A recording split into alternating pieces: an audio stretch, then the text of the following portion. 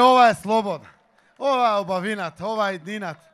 За ова се боревме и денеска го живееме.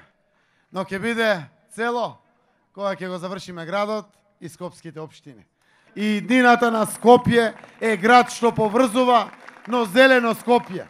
Скопје кое дише, Скопје кое што ќе биде современа метропола на Република Македонија.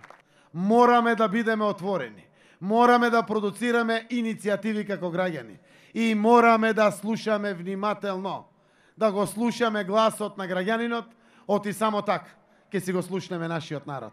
А ако го слушаме нашиот народ, нема да има грешки. Главниот град е градот кој што поврзува. Главниот град е градот кој што не отсликува и Македонија. Тоа е Македонија во мало. Овде сме и македонци, и албанци, и срби, и турци, и роми, и бошњаци, и власи, и останати.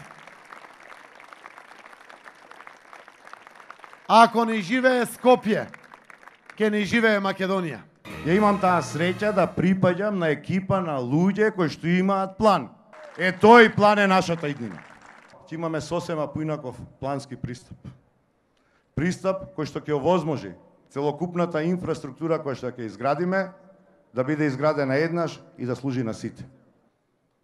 Јас ќе бидам градоначалник кој што ги спојува граѓаните, кој што ќе гради мостови. На крајот на мојот мандат во 2021 година Скопје да конкурира и да добие титулата Зелена престолнина на Европа.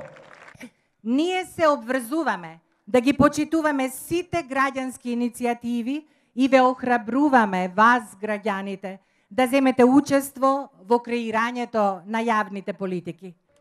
Мои скопјани, вие сте жители на градот на солидарноста и пријателството.